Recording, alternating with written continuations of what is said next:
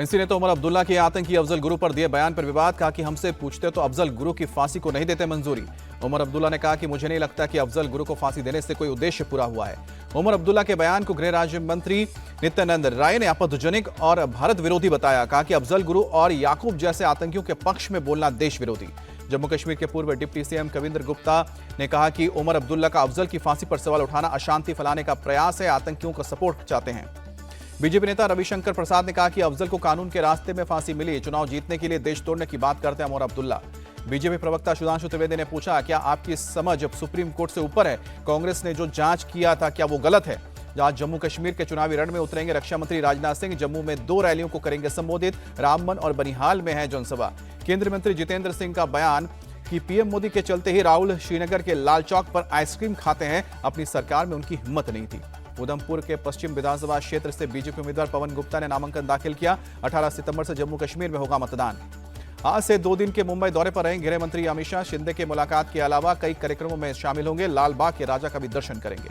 नेता प्रतिपक्ष राहुल गांधी आज अमेरिका के डैलस में होंगे। टेक्सास यूनिवर्सिटी के छात्रों को संबोधित करेंगे। 9 और 10 सितंबर को वॉशिंगटन डीसी में रहेंगे राहुल गांधी। भारतीय समुदाय के लोगों से करेंगे बात। लखनऊ के ट्रांसपोर्ट नगर बिल्डिंग हादसे के बाद रेस्क्यू ऑपरेशन जारी। अब तक 6 लोगों की मौत, 24 जख्मी। ट्रांसपोर्ट नगर में शनिवार शाम को ढही 3 मंजिला इमारत। एनडीआरएफ और एसडीआरएफ को भी रेस्क्यू के काम में लगाया गया। ड्रोन भी लगाए गए। मृतक 6 लोगों में से अब तक 2 की नहीं हुई है पहचान। निचली मंजिल पर स्पेयर पार्ट्स, बीच की मंजिल पर दवाओं का और ऊपरी मंजिल पर गिफ्ट आइटम का था वेयरहाउस। सीएम योगी ने बिल्डिंग हादसे का लिया संज्ञान। सभी अधिकारियों, एसडीआरएफ, एनडीआरएफ को राहत कार्य में तेजी लाने के निर्देश। राजनाथ सिंह ने ट्वीट कर लखनऊ हादसे पर जताया दुख। जिलाधिकारी से फोन पर बात कर पीड़ितों की मदद करने के लिए निर्देश। यूपी के सुल्तानपुर में मंगेश यादव के एनकाउंटर पर राहुल गांधी ने भी उठाया सवाल। कहा कि एसटीएफ को आपराधिक गिरोह की तरह चला रही है यूपी सरकार। मंगेश यादव एनकाउंटर पर बोले, अखिलेश यादव लुटेरों से लूट का मामला किसने लूटा? जब से पकड़े गए तो फिर सोना कहां गया? सुल्तानपुर के मंगेश यादव एनकाउंटर केस की होगी मजिस्ट्रियल जांच। डीएम ने दिया आदेश। अखिलेश यादव ने लगाए हैं फर्जी एनकाउंटर का आरोप। हरियाणा में आज पहली लिस्ट जारी कर सकती है आम आदमी पार्टी। कई उम्मीदवारों के हो सकते हैं नाम। हरियाणा में अब कांग्रेस के साथ गठबंधन को लेकर आम आदमी पार्टी की चल रही है बात। कांग्रेस के प्रदेश प्रभारी दीपक बाबरिया से मिले आप नेता राघव चड्ढा। पिछले 2 दिनों में 2-3 बार हो चुकी है दीपक बाबरिया और राघव चड्ढा की मुलाकात पर बोले राघव चड्ढा, उम्मीद है कि फाइनल होगा। उम्मीद पर दुनिया कायम है। हरियाणा में कांग्रेस से गठबंधन को लेकर आम आदमी पार्टी का बड़ा बयान है। संदीप पाठक बोले, हमें कमजोर आंकने वाला भविष्य में पछताएगा।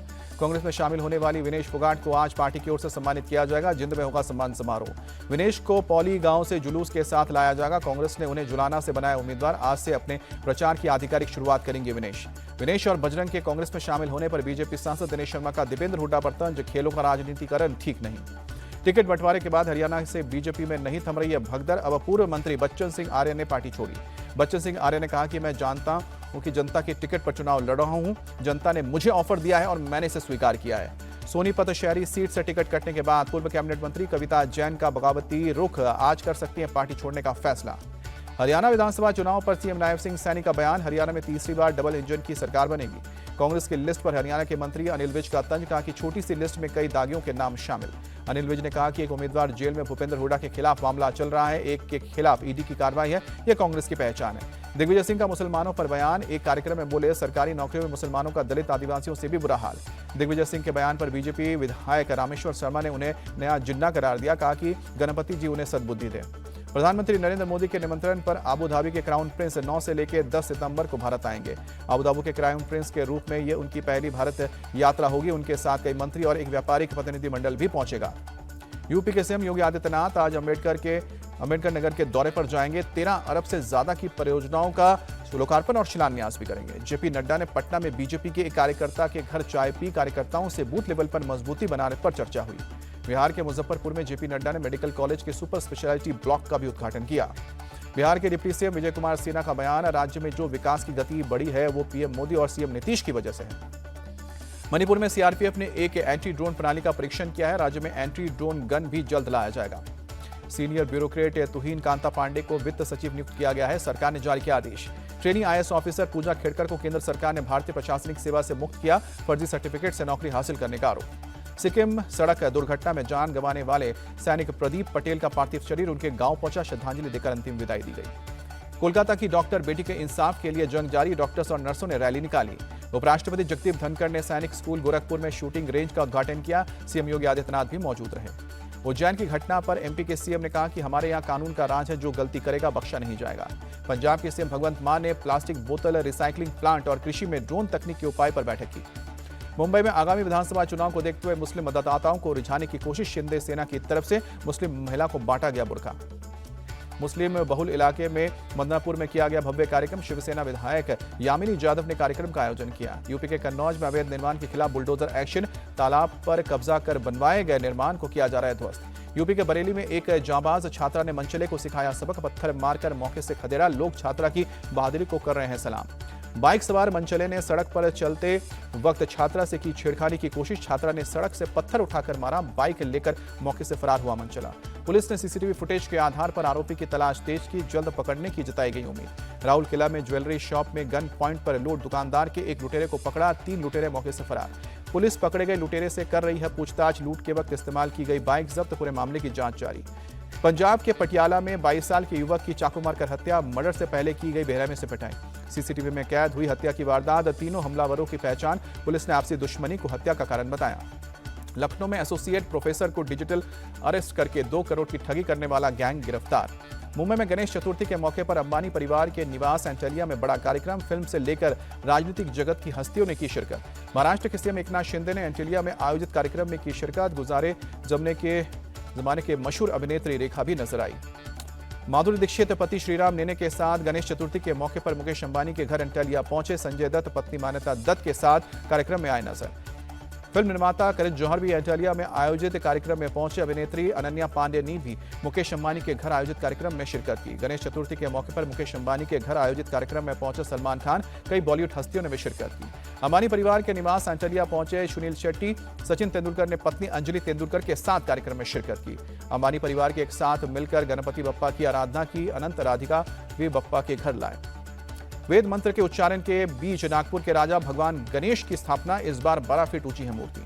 भुवनेश्वर में पूर्व मुख्यमंत्री नवीन पटनायक ने गणेश चतुर्थी के मौके पर पूजा अर्चना की, अलग अलग गणेश पंडालों का दौरा भी किया। केंद्रीय मंत्री प्रहलाद जोशी ने कर्नाटक के हुबली में गणेश पूजा के जुलूस में हिस्सा लिया, ढोल बजाकर बप्पा की भक्ति की। बीजेपी नेता मनोज तिवारी ने अपनी पत्नी के साथ गणपति आराधना की, दिल्ली के बुराड़ी में पूजा का आयोजन किया।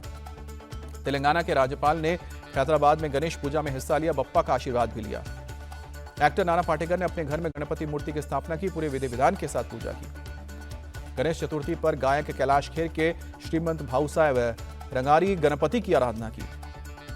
अभिनेता सोनू सूद ने गणेश चतुर्थी पर मुंबई में अपने परिवार के साथ पूजा की, भगवान गणेश की आरती उतारी। सपा सांसद डिंपल यादव ने धर्मशाला में तिब्बती धर्मगुरु दलाई लामा से मुलाकात की, मुख्य तिब्बती मंदिर का भी दौरा किया। कर्नाटक के कलबुर्गी में बीती रात हुई भारी बारिश, आम जनजीवन प्रभावित हुआ। बारिश की वजह से कई इलाकों में सड़कों पर जलभराव, निचले इलाकों में जमा हुआ पानी। भारी बारिश ने रोकी गाड़ियों की रफ्तार, सड़क यातायात भी प्रभावित। दिल्ली एनसीआर के कई हिस्सों में शनिवार शाम हुई बारिश, झमाझम बारिश से मौसम हुआ सुहाना। शिमला में कई हिस्सों में तेज बारिश हुई, हिमाचल के कई हिस्सों में 1 हफ्ते तक मौसम खराब रहने के आसार। उत्तरकाशी के पेनियाली गांव में लैंडस्लाइड, राहत और बचाव का काम जारी। विजयवाड़ा में बाढ़ प्रभावितों की मदद में जुटा प्रशासन, मेडिकल टीम ने लोगों की मदद की, जरूरी उपचार मुहैया कराया गया है। पुष्कर में भारी बारिश के चलते तालाब के पास के कई घाट जलमग्न हुए, ड्रोन से ली गई वीडियो में दिखी तस्वीरें। पेरिस पैरालंपिक में भारत का 29 पदक के साथ ऐतिहासिक सफर खत्म, 7 गोल्ड 9 सिल्वर 13 ब्रॉन्ज मेडल पर कब्जा किया और आखिरी दिन भी 2 पदक लिए। पैरालंपिक के आखिरी दिन नवदीप को जैवलिन में मिला गोल्ड मेडल, महिलाओं की 200 मीटर रेस में सिमरन को मिला ब्रॉन्ज। जैवलिन में ईरान के खिलाड़ी ने गोल्ड पर कब्जा किया था। मैच के बाद ईरानी खिलाड़ी को डिस्क्वालीफाई करने के बाद नवदीप को मिला है गोल्ड मेडल। पैरालंपिक की क्लोजिंग सेरेमनी आज, भारत की तरफ से हरविंदर सिंह और प्रीति पाल होंगे ध्वजावाहक। हरविंदर सिंह को गोल्ड तो प्रीति पाल को 2 ब्रॉन्ज मेडल मिला है। दिलीप ट्रॉफी में इंडिया सी ने इंडिया डी को 4 विकेट से हराया। इंडिया डी ने 233 रनों का टारगेट दिया था, इंडिया डी ने 6 विकेट खोकर मैच जीता। इंडिया सी के तरफ से आर्यन जुआल ने 47 रन बनाए, कैप्टन ऋतुराज गायकवाड़ के 46 रनों की पारी खेली। इंडिया सी की तरफ से मानव सुधार ने 8 विकेट छटके। दिलीप ट्रॉफी में इंडिया ए के मुशीर खान के नाम खास रिकॉर्ड, डेब्यू मैच में बनाया तीसरा सबसे बड़ा स्कोर। मुशीर खान ने 181 रनों की पारी खेली, सचिन तेंदुलकर को पीछे छोड़ा। ऑस्ट्रेलिया ने तीसरे टी20 मैच में स्कॉटलैंड को 6 विकेट से हराया। स्कॉटलैंड ने 150 रनों का दिया था लक्ष्य, ऑस्ट्रेलिया ने 4 विकेट खोकर हासिल की जीत। यूएस ओपन 2024 के मेंस फाइनल में टेलर फ्रिट्ज से होगा जेनी का सामना। फ्रिट्ज 18 साल बाद फाइनल में पहुंचने वाले पहले अमेरिकी खिलाड़ी बने। वुमेन्स सिंगल्स का फाइनल अमेरिका और बेलारूस के बीच खेला जाएगा। अमेरिका की जेसिका पेगुला और अरीना सबालेंका रविवार को होंगे आमने सामने। मेंस और वुमेन्स दोनों ही कैटेगरी में यूएस ओपन में नया चैंपियन